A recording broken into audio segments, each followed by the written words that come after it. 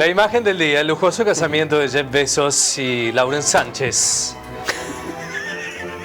Cambiamos, chicos.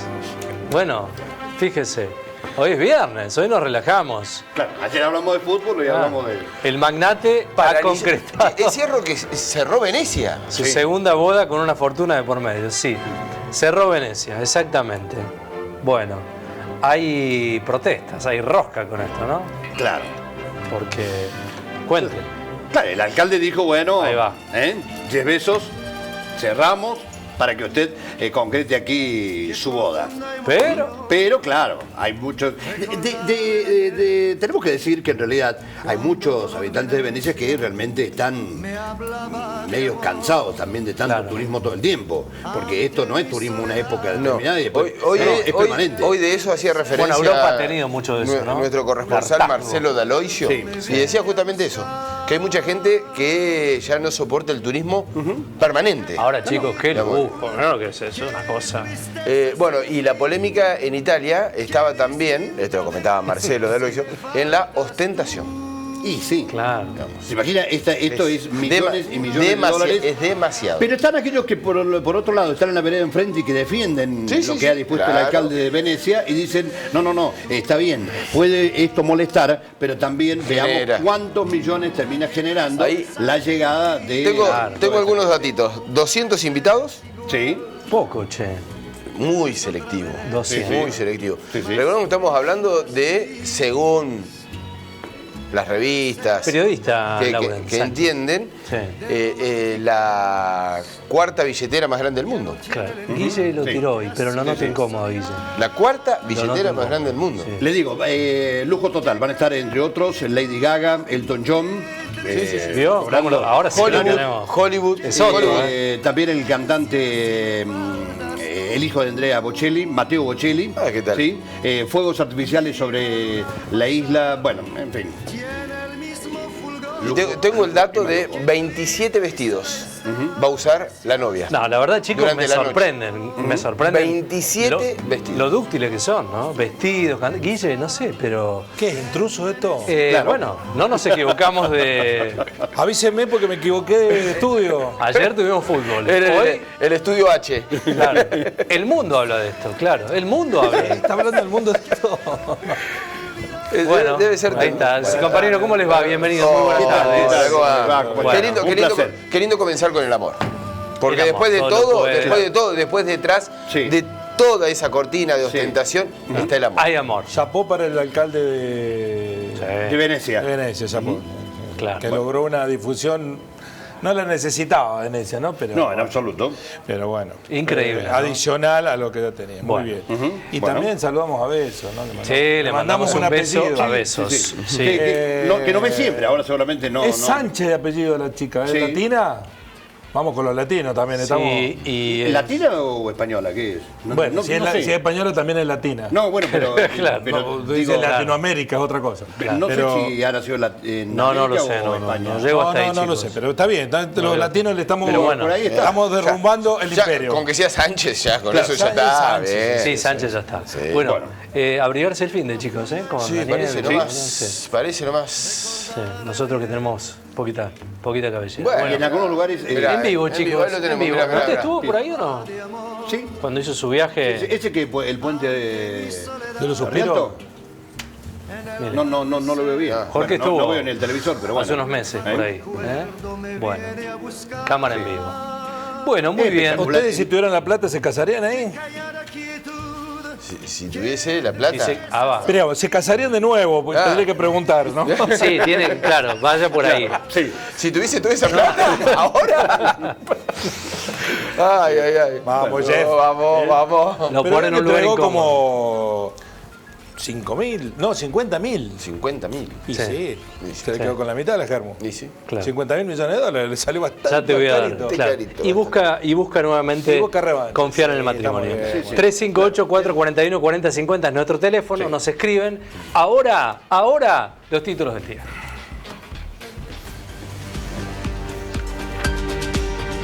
Respaldo unánime a la Argentina por unanimidad y aclamación. La OEA apoyó el reclamo argentino por Malvinas. La organización hemisférica instó al Reino Unido a retomar negociaciones por la soberanía de las islas. El gobierno responde con logros, dijo el presidente, quien diferenció la actuación de su gobierno frente al nacionalismo de pacotilla y berreta. El Fondo Monetario Internacional terminó su visita al país. Después de una semana, la misión técnica del fondo terminó la primera revisión de metas del nuevo programa que Argentina acordó con el organismo. Destacaron que las conversaciones con las autoridades argentinas continúan siendo constructivas y que en los próximos días brindarán más información.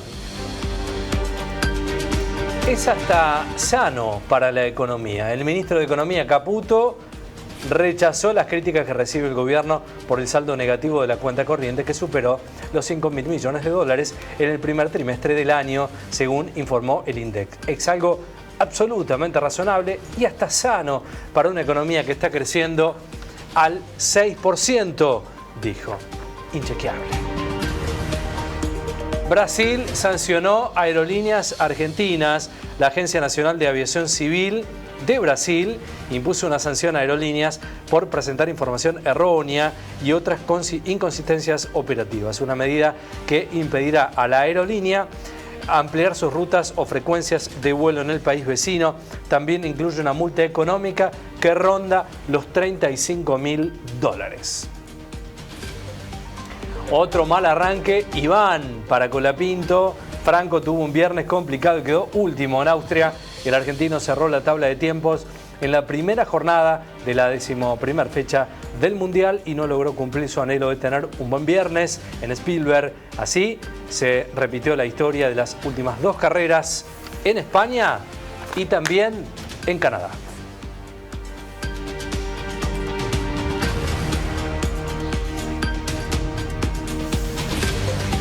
Respecto de la cuestión Malvina, ¿no era el gobierno muy empático con los intereses de los isleños, con lo que hizo Margaret Thatcher, con...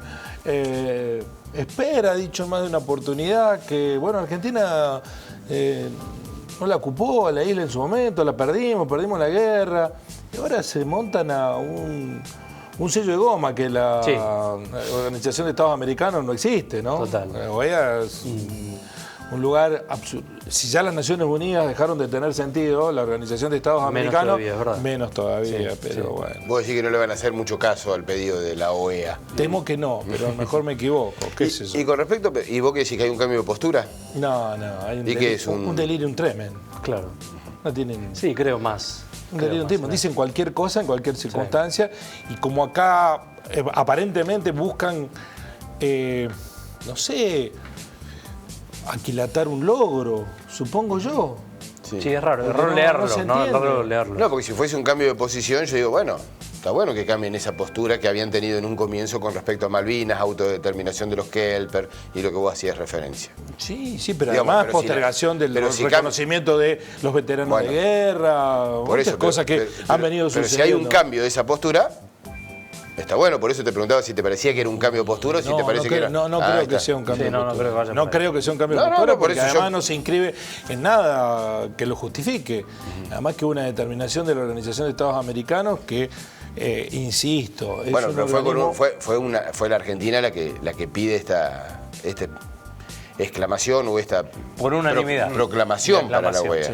Apoyó el reclamo argentino por Malvinas. Sí, bueno, no deja de llamar la atención, digo, el pedido. Es raro. Bueno, en cuenta la postura que como menos uno había escuchado. Por eso lo que planteo yo, si hay un cambio de postura, hay un cambio de política hacia Malvinas, no lo hay. O es una declaración que va a pasar ahí, va a quedar ahí. No lo sé. Me parece que no. Bueno, escándalo. Ojalá que se equivoquen, digamos, porque yo creo que está bueno que sea un cambio de postura. Que no equivoquemos nosotros. No creo tan liviano. No, que se equivoquen ustedes que no creen que sea un cambio de postura del gobierno hacia Malvinas. Que haya un cambio real. Que haya un cambio real, de un pedido real, de diálogo y de recuperación de las Islas Malvinas. Y un reclamo permanente. Ojalá que sea. Por lo menos hasta ahora no ha pasado, ¿no? No, bueno, pero a lo mejor es el principio. Pero, usted tiene... ¿cómo vamos a creer si tiene en el despacho presidencial un portarretrato con Margaret Thatcher. ¿Cómo lo va a creer? Por eso digo, bueno, pero a lo mejor hay una política. No, a lo mejor él puede creer lo que quiera, pero hay una política de Argentina hacia Malvinas que puede variar. Ojalá. Ojalá. ¿Usted no lo cree? Bueno, hizo un pedido ante la OEA. ¿Cómo el presidente va a creer una cosa y la política de ese presidente va a ser otra? Digo, y entonces no hay relación con la foto y este reclamo. No, es lo que le dije, claro. Delirium tremens, dice cualquier cosa en cualquier circunstancia. Lo más importante es lo que yo le escucho decir en más de una oportunidad. Esta es la excepción de la regla. Bueno, pero esta es la excepción de la regla. La secuencia histórica yo te entiendo, de los libertarios no es esta. Pero por algo se empieza, porque ahora vienen las próximas declaraciones. Si siguen en sintonía con esta, va a ser un cambio de política hacia Malvinas. Si vuelve a lo otro, esto sería un delirio. De confirmarse la excepción o la regla, habría otro cambio. Bueno, de ser optimista, me parece. Nos venimos para Córdoba, escándalo policial, ¿no? Viene de una tras otra. Es un escándalo de magnitudes importantes, ¿no? Otro más. No es policial. Primero no es policial. Es mucho más que policial. Político. Es político. Sí, total. Es político. Sí. Porque recordemos que este señor, que está preso, este señor había sido promovido a comisario general hace 2 semanas atrás. Sí. ¿No? La máxima instancia, ¿cómo se llama? Jerarquía, ese es el término, gracias Jorge. La máxima jerarquía que se puede adquirir en una fuerza había sido promovido por este gobierno. Yo, salvo que entre el lunes y hoy haya cocinado todo el fiscal, yo cuando alguien lo asciende, no preguntan, no lo estará... ¿Qué onda? ¿Cómo es? No, es llamativo, claro, porque se repiten estas acciones. Porque que no lo sepa el periodismo, porque el fiscal puede pasar. Está investigando, bajo, pero que no lo sepa el poder político. ¿No? Sí. Que cuando vos vas a ascender a alguien, mirá, porque no son 500.000 personas que ascenden. A comisario general, 5 había para ascender. Es que son siempre unos pocos. Claro, son unos pocos. Designaciones generalmente pero políticas. Fíjate lo raro, Guille. ¿Cómo no levanté el teléfono y decís, ¿no tendrá alguna causita? Que lo dice el fiscal y lo ratifica, y eso es lo que llama la atención. Dicen, su foja fue impecable, que es lo que dice Quinteros, por eso el ascenso. Bueno, pero que eso es impecable de día o en un momento de tu vida, en otro momento... Lo decíamos vos podés hoy, tener ¿no? una foja policial impecable, chicos, y tener abierta una causa judicial que todavía no haya impactado en la foja. Se supone que cuando vos encumbrás, primero, no es que estaba en un lugar ajeno al poder de la policía ahora. Estaba en la lupa. Segundo, el vicejefe de la policía o el subjefe de la policía ya lo habían metido preso. Está preso por una causa de corrupción. Tercero, este señor, antes de ser director de la policía de Caminera de la provincia, era el secretario privado del actual jefe de la policía de Córdoba. Exacto, sí. Es decir, que no era un extraño al ámbito de decisiones. No. Formaba parte del comando mayor de la fuerza policial. Es un escándalo político de dimensiones que para mí todavía no ha tomado creo yo, el volumen necesario, el impacto, ¿no? Porque... Y además con lo que se está investigando. A ver, es llamativo porque recordemos lo que pasó con el segundo jefe hace muy poquito tiempo. No estamos hablando de hace 10, 20 años atrás. ¿Y el servicio penitenciario? Está todo el servicio penitenciario. Lo que pasó con el servicio penitenciario. Ahora, lo que pasa con el titular lo desplazaron al jefe de la policía antinarcótico. También está preso. También. Que es la otra fuerza policial. ¿Y sabés que me pregunto hasta cuándo? No me decís que es un problema policial, no, es un problema mucho mayor. Claro, ¿hasta cuándo se lo sostiene a Quinteros con todo esto? Bueno, vos podés decirme que a lo mejor no tiene nada que ver, porque yo lo escuchaba hoy y él decía lo que señalabas vos, que jefe policial de la Caminera tiene una foja intachable y que por ese motivo es que entonces, además, bueno, alguien que venía trabajando muy cercano. No lo puedes defender con nada, con el escándalo. No, pero bueno, yo te digo lo que decía hoy el ministro, una foja realmente intachable, por eso estaba en ese lugar. ¿Quién construye la foja de los policías? ¿Quién construye la foja de los policías? Yo no sé, a ver, pienso que a lo mejor del personal subalterno, bueno, será personal que esté encargado para eso. Ahora, cuando llegás a este nivel, indudablemente que ya las disposiciones son políticas. No hay otra. Vamos a cualquiera llega a un comisario general. Vamos a escuchar, compañeros, al fiscal, a ver qué decía. Las maniobras maniobras que tenía esta banda, que nosotros consideramos que es una asociación ilícita, tiene que ver con gente que, como ya pasamos en el parte de prensa, que tienen distintos cargos y distintas funciones dentro de la policía. Lo que utilizaban dentro de la policía para cometer delitos es básicamente el acceso a la información que les daba esa situación de privilegio, pero no es que necesariamente cometían delitos allí donde se estaban desempeñando. ¿Qué quiere decir con esto? No tiene que ver el tema de las multas, no tiene que ver el erario público en ese sentido, no tiene que ver con la función que desempeñaban en cada oficina en la que ocupaban sus cargos. De hecho, al revés, en esos lugares, esta gente tiene ese perfil. Nosotros siempre vemos los perfiles de las personas que cometen delitos, de tener toda una apariencia durante muchos años, de generar una confiabilidad para después llegar a tener ese poder que les permita hacer este tipo de maniobras. En ese sentido, y vinculados con abogados, con profesionales, a nosotros nos gusta decir que los delincuentes son delincuentes, al margen que estén ocupando un cargo de policía, fiscal, abogado o periodista, lo que sea. Pero en realidad nos cuesta a nosotros enfrentar este tipo de cosas porque son gente que está trabajando con nosotros. Pero es nuestra tarea. La única forma de hacerlo, como decía al principio, es hacerlo de una forma combinada, de hacerlo de una forma interinstitucional para abordar a fondo. Esto es una investigación que hemos visto que utilizando esa información han embaucado a mucha gente, hacían tareas, arreglos de gente que tenía conflictos judiciales, que está relacionado con ocupaciones de terrenos en todo el ámbito de la provincia. Tiene que ver con que tenían acceso a los antecedentes de determinadas personas y eso les permitía financiar un montón de sus cosas con esa información que tenían.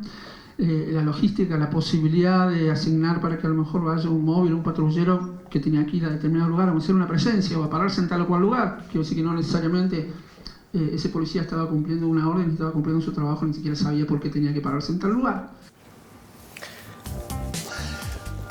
Delincuentes que trabajan de policía, ¿no? No, pero cuando González dice, admite una situación que es escandalosa, dice, a nosotros nos cuesta hablar de esta gente como delincuente. Esto habla del sesgo permanente que hay en la policía, de que cuando son delincuentes de guante blanco o que tienen cierto posicionamiento político, les cuesta, pero cuando son pichis, perejiles, mandarlos presos, mandarlos al... La otra cosa que dice, todo lo que describe, si ustedes lo repasan con detalle al fiscal, es propio de un servicio de inteligencia. ¿Qué hacían? Lo que habitualmente se conoce como carpetazo. Se habían puesto de acuerdo con abogados, la policía, tenían información privilegiada de episodios que involucran a gente con mucho dinero. Dice algo González que a mí me llama la atención de manera mayúscula porque dice, no, con el tema de las multas no es, porque esa es plata chica. Claro. Como que... Claro, esto no es con el tema de las multas. Es plata chica, iban por plata más grande. Pero además lo hacían en los términos que nosotros conocemos con carpetazos, torsiones, y usaban la policía, decían, mirá. Sí, los datos. No solo usaban los datos a los que accede la policía, que eso es inteligencia, servicio de inteligencia, sino que le decían, mirá, o ponés o te mando a la policía que te siga las 24 horas. Por eso mandaban a la policía que no sabían que iba. Era una actitud extorsiva propia de... Una vez dijo Alberto Fernández que lo iba a combatir y no hizo nada, como con otras cosas, que iba a combatir los sótanos de la democracia. Pero que haya un servicio en la policía, que nos tenga identificado todos nosotros y que use esa información para generarte una coerción, meterte un carpetazo y sacar plata, por supuesto que le sacaba plata a gente que estaba sucia, ¿no? Y ahí no quedó porque después entra la red de abogados, la red para formar parte de esa... Porque era eso. Y abogados que tengo entendido formaban parte de la misma policía. Si vos tirás de ahí, el abogado que iba, iba al Poder Judicial. Porque era esa situación, era, mirá, si no te denunciamos, me pones. Y si no te denunciamos, y te denunciamos en instancia, si no me pones, la otra va a avanzar. Con lo cual uno puede pensar debe pensar que esto no lo hacían estos muchachos solo con un abogado. Había gente del otro lado de la barandilla del Poder Judicial que habilitaba causas o hacía caer causas. Creo que en una primera instancia hay que seguir tirando la soga, ¿no? Vamos a ver si siguen tirando. Fíjate la causa: coacción, asociación ilícita en calidad de jefe, enriquecimiento ilícito, peculado y encubrimiento por omisión de denuncia.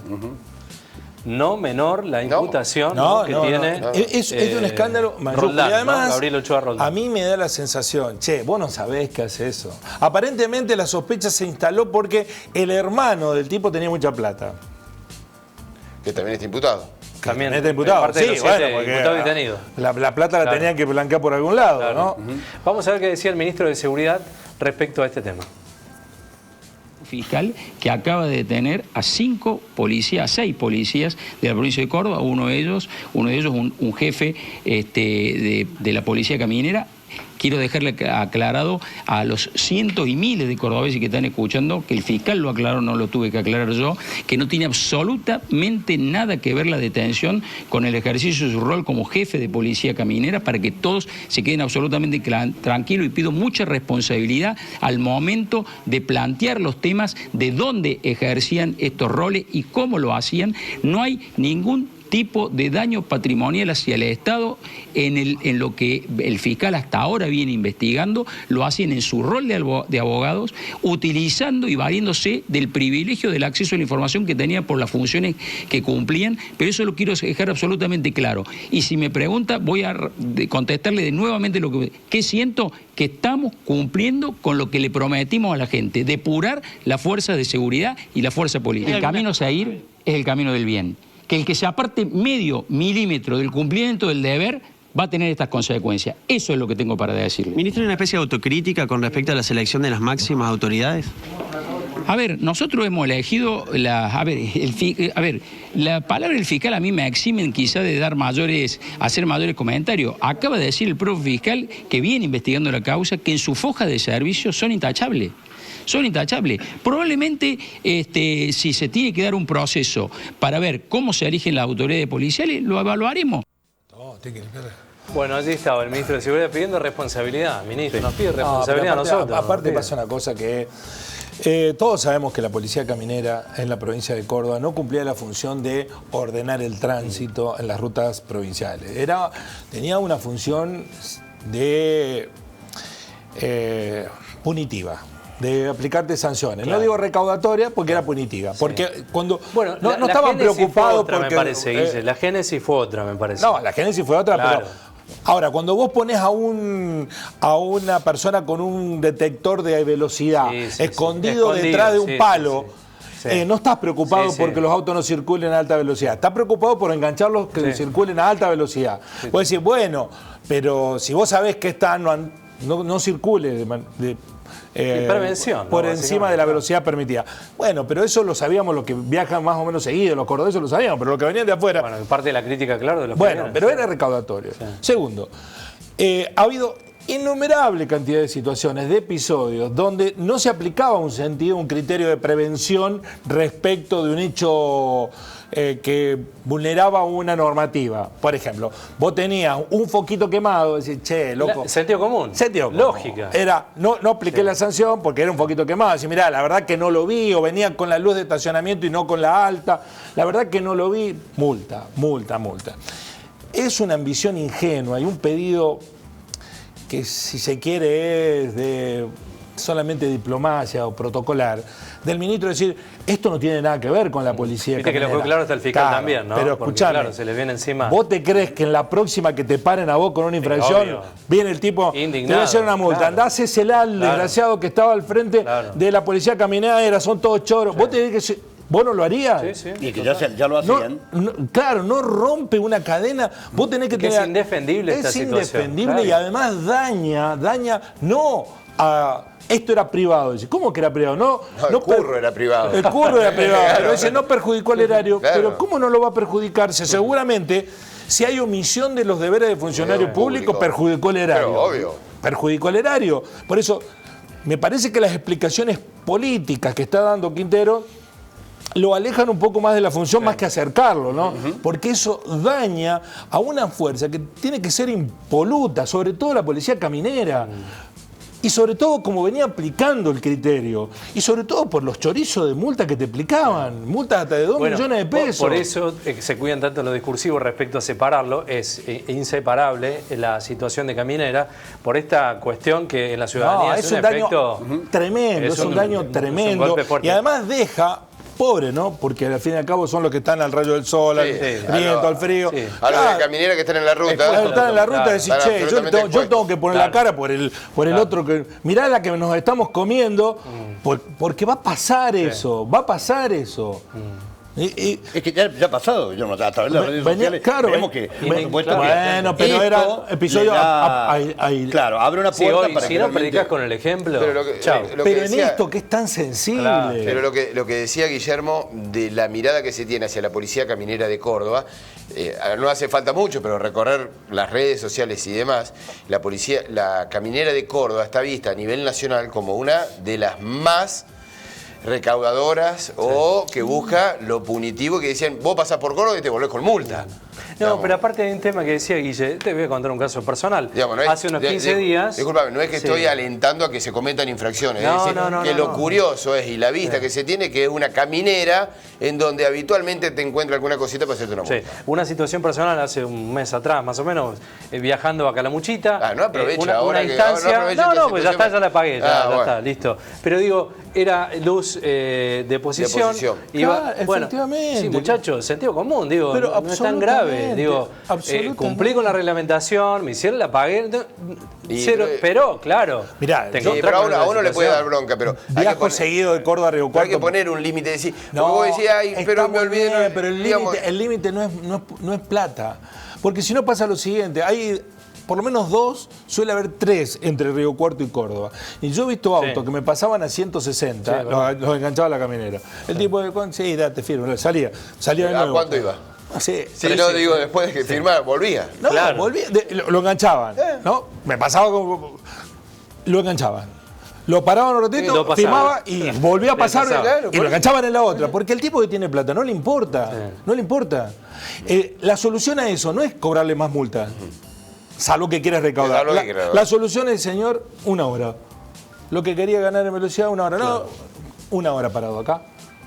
Entiendo que hay reglamentaciones que se pueden establecer. 1 hora tiene que estar demorado por viajar a alta velocidad. Vas a ver cómo eso va a regular, creo yo.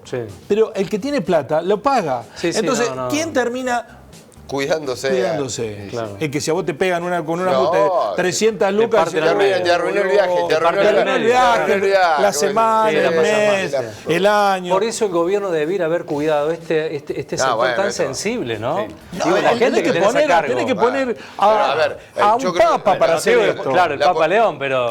El tema yo creo que no está mal que se controle. No está mal, porque seamos realistas, yo siempre digo, lamentablemente somos hijos del rigor. En ese sentido yo por eso tengo una mirada de decir... Pero vos viste que sea el control que busque mejorar el tránsito, ¿no? Yo no he visto nunca un ordenamiento de tránsito, jamás. Está bien, pero si realmente la caminera no hubiese hecho una multa, andarían a 200 con las luces todavía sin encender. Si yo no digo que no haya control, le digo que cambie lo punitivo, que no sea solo recaudatorio. Está bien, pero no te pueden hacer un chachá en la cola y seguir adelante, digamos. Algo te tiene que tocar, digamos. Pero el tipo que tiene plata no le importa. O al tipo que no le paga nunca nada al Estado y tiene una estructura de abogado. A vos te llega un papelito y te dice, uy, lo voy a... y salís corriendo asustado. El tipo implementaron la quita de puntos, ¿no? Que era un esquema... Sí, lo de Carmen. No le gusta nada. ¿Usted conoce a alguien que no se haya subido a un auto porque le quitaron los puntos? No, tenés que cuidar porque después te retienen el carnet o te lo ¿Pero conoce algún caso de eso? Yo conozco casos en los que han quitado puntos. A ver, pero no le das bolilla. Que no le dieron el carnet, que no lo tienen. Y que no se subieron al auto, no tengo el carnet, no manejo. No, el tema es el siguiente. Vos tenés 20 puntos. Y dependiendo de las infracciones, te dan 4, 5, entonces pasaste que sea una doble línea amarilla y te sacan 4 puntos. Que no hay.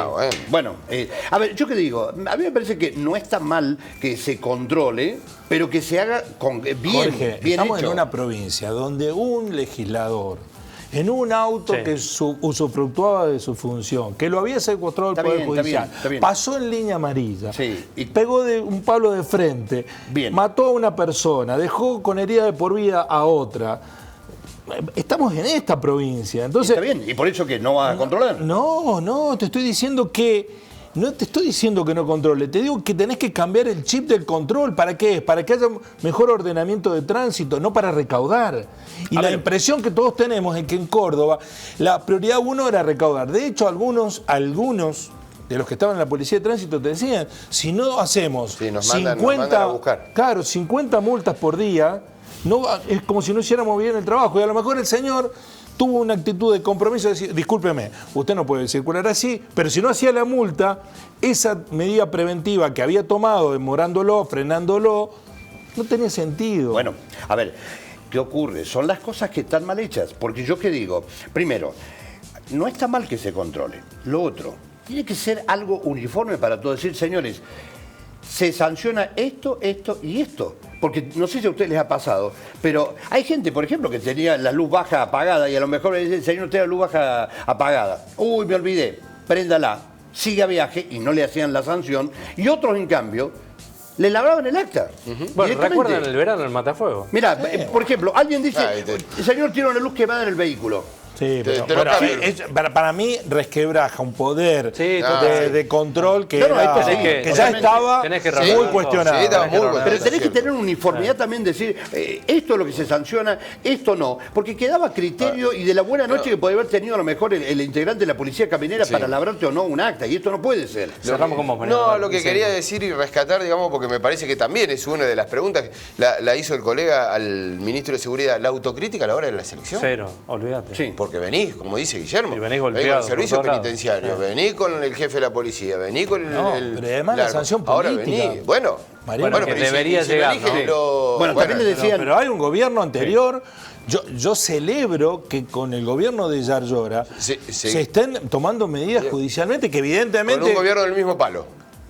Sí. Por eso digo, por eso, no es común. todos hablan de un enfrentamiento soterrado entre el izquierdismo y el yayorismo por esta razón.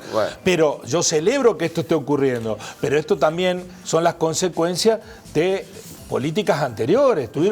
La gente del servicio penitenciario estuvo 15 años. Sí.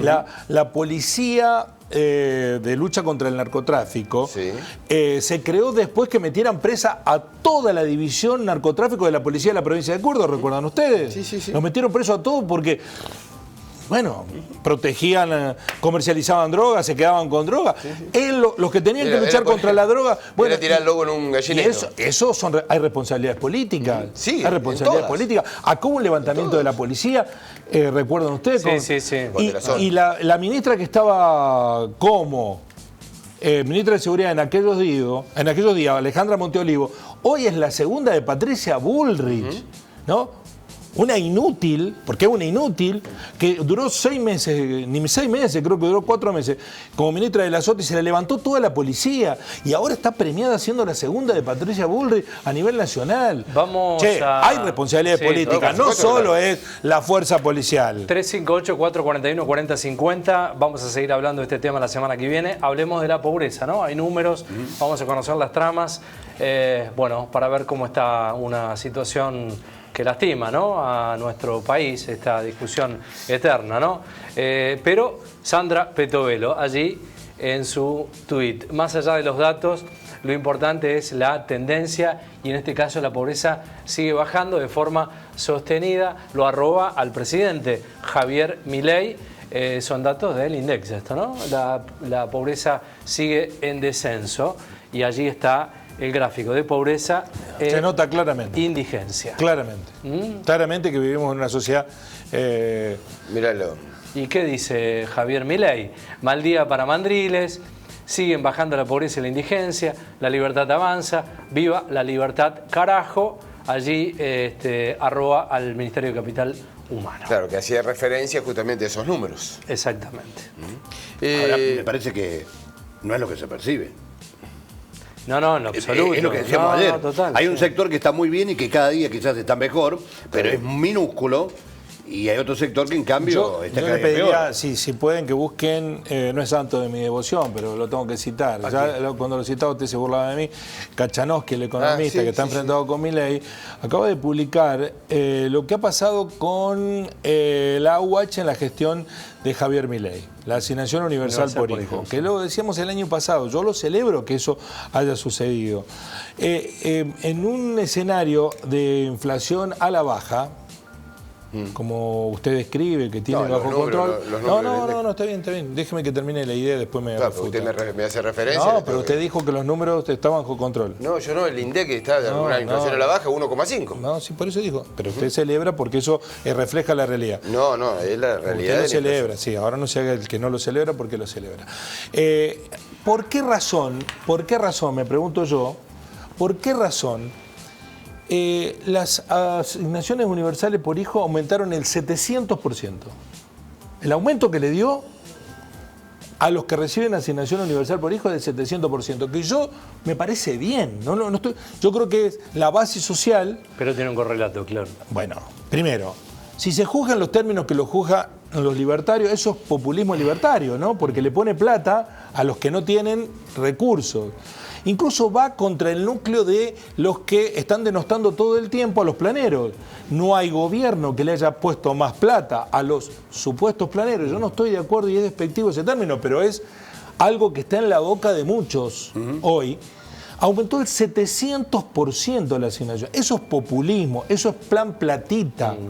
Eso es, por supuesto que eso alivia la situación de los sectores más postergados. Tal vez eso quieran describir como que está saliendo gente de la pobreza, porque la verdad es que tenés que caminar un poquito a la realidad, no mucho, para darte cuenta que no son reales los números de esos descensos de la pobreza. Sí, o por lo menos no se perciben, ¿no? Es lo que se puede apreciar. Bueno, si no se perciben, no son reales. Porque si yo le digo que peso 68 kilos, usted me va a decir, no se percibe. ¿Usted qué me va a decir? No se percibe. Pero yo le digo, peso 68 kilos, va a decir, che, vos sabés que no se percibe. Para mí que pesan 3 dígitos. A ver, bueno, hay algo. Yo digo no se percibe porque uno no tiene un escenario del contexto general y a lo mejor en otros lugares puede ser diferente, pero con relación al tema de la UH, fíjate vos que hay algo curioso y no deja de sorprender y está bien que se les haya aumentado, pero no deja de sorprender que este gobierno, que siempre cuestionó a gobiernos anteriores porque decían que hacían populismo, terminaron haciendo lo mismo. Y hay otra cuestión, hasta te diría que muchos de los que votaron a Milei lo votaron pensando que Milei iba a terminar con todo esto, ¿sí? Con los planeros o con el dinero que le entregaba a la gente, y lo está bancando, ¿sí? ¿Usted se pregunta por qué hay mucha gente que es pobre que lo vota a Milei? No sé cuánto. Hay mucho. Bueno, eso dicen los libertarios, que hay mucha gente que es pobre que lo vota a Milei. Bueno, les mejoró el 700% sus ingresos. La UH creció un 700% en un año y medio, sin inflación, porque estamos, como Mariano apoya, estamos con una inflación a la baja, pero la generosidad y magnanimidad del presidente que tenemos le da un 700% a los de la UH. Pregunto, no es afirmación, ¿no será que está poniendo la plata ahí abajo porque sabe que ahí es donde se prende fuego un país? ¿No será que está usando los recursos nuestros del Estado para hacer populismo y quedarse en el poder? Satisface a dos puntas, 700% de aumento en la UH, dólar planchado para los ricos para que puedan viajar las veces que quieran. Esto lo hemos hablado mucho, Guille, el tema de quién está soportando más que nada, no son esa gente más necesitada, los que reciben la UH, los planes sociales, la asignación universal por hijo, sino que es el término de la clase media, ¿no? Donde ha pasado una podadora y una motosierra brutal. Porque lo que vos decís, el extremo de la pirámide sigue disfrutando, tiene algunos beneficios con respecto al dólar planchado, no bienes personales y demás. Lo de abajo, lo que acabamos de decir, y en el medio, ahí está el verdadero ajuste y la verdadera motosierra está pasando por ahí. Dos clases medias, ¿no? Bueno, está complejo. Bueno, hablábamos del tema de la suba de retenciones, que se viene, que es un hecho. Sí.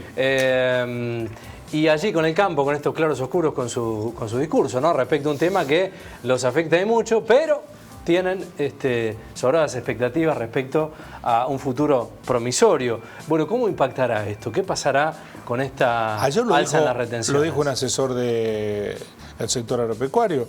El sector agropecuario tiene reserva hasta noviembre no va a mover un peso. Y después verá. Se vieron los silobolsas, claro. Sí, no, digamos, el problema es que depende de la escala, ¿no? Los chicos ya liquidaron la mitad de lo que cosecharon, o sea, porque tienen que pagar las deudas, tienen que pagar la semilla, tienen que pagar los insumos, tienen que pagar a los contratistas. Eso se llevó el 50% de su cosecha. Eso ya lo usaron, ya lo liquidaron. El otro 50% están cruzaditos de brazos esperando hasta noviembre, porque no tienen problema de la heladera llena. Estoy hablando de los pequeños y los medianos, ¿no? Ni hablar de los grandes, ni hablar de los... Ahora, pregunto en una línea política de los últimos tiempos, ¿no encontraron la política otra respuesta que no sea incentivar las retenciones? Digo, ¿es el camino correcto? ¿Hay que ir por ahí? ¿Hay que cambiar el método de recaudación?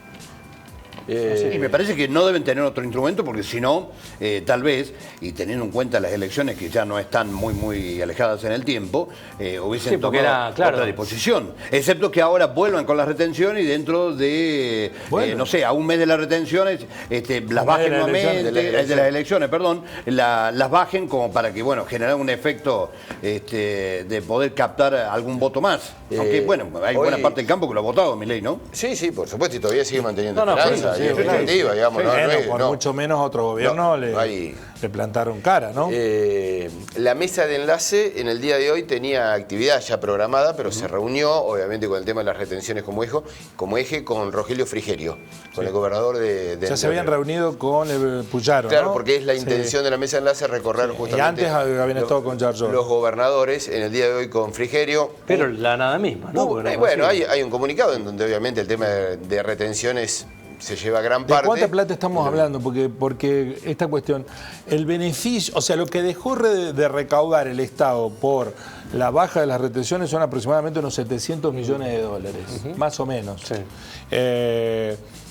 Eso es lo que se supone quedó en manos de los productores o del sector, porque mucha de esa plata quedó en manos de los agroexportadores, no de los productores. Bueno, que para lo que está gastando Toto diariamente es cambio chico. Sí, no es un monto... No, por supuesto que necesita plata de todos lados, pero no es que resuelve los problemas de fondo de la Argentina. No. Ni mucho menos.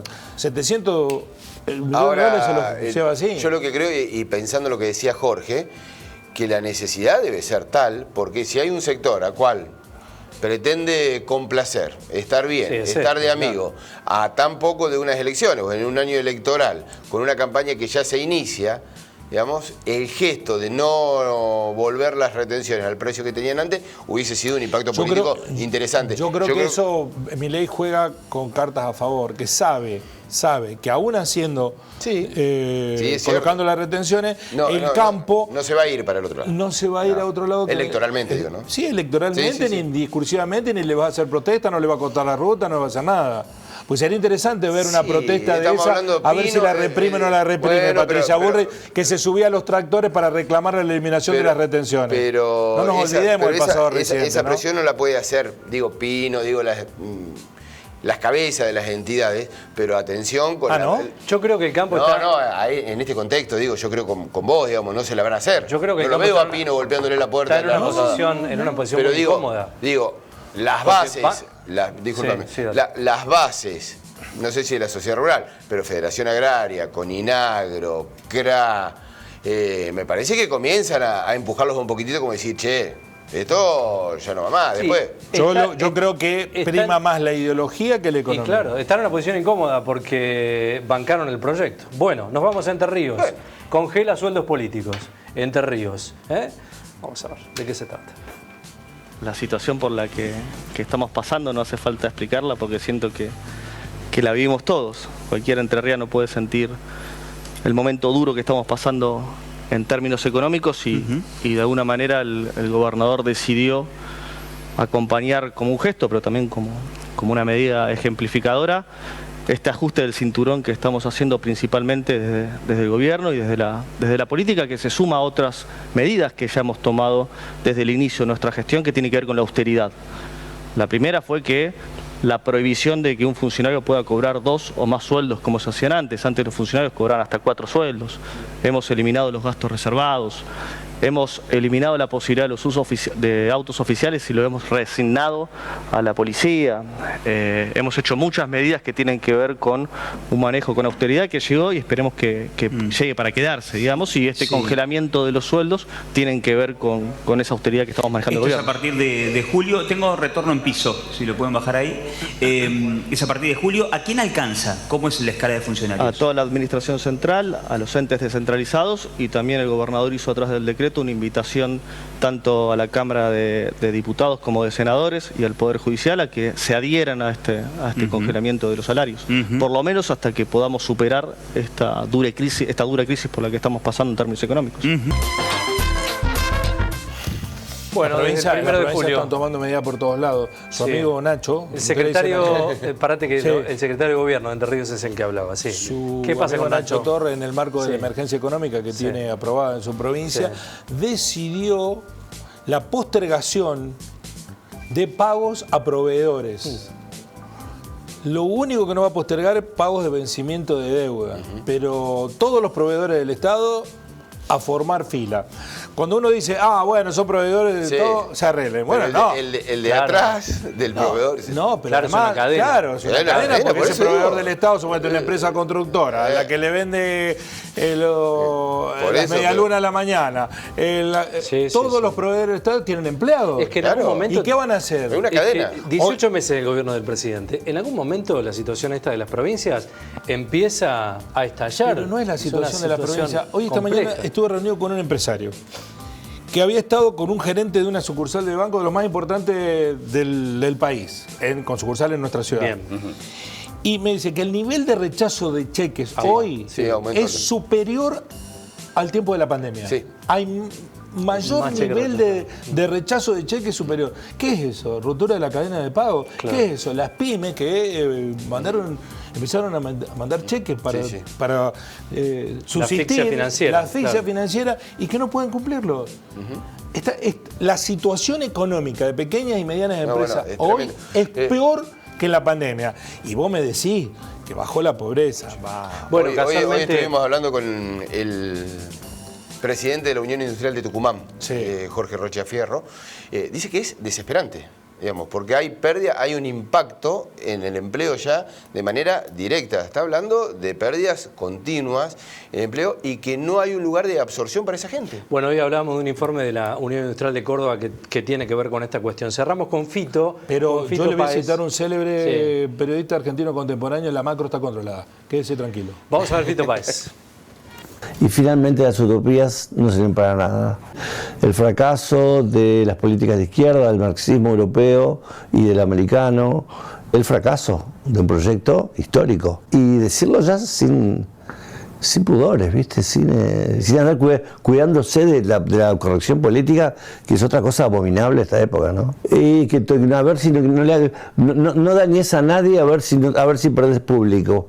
Y entiendo que había procesos impostergables que realizar adentro de la economía argentina, y entiendo también que es un gobierno elegido cada 4 años, y entiendo que no ha habido una crisis, una autocrítica a cielo abierto de todas las fuerzas que hicieron posible que Milei esté en el gobierno hoy. Los años te van afilando el cuello de botella y te es más fácil entender las cosas con toda la experiencia encima, ¿no? Forma parte de una coyuntura mundial. Entonces, te diría que la ventaja es que encuentro esta época muy estimulante.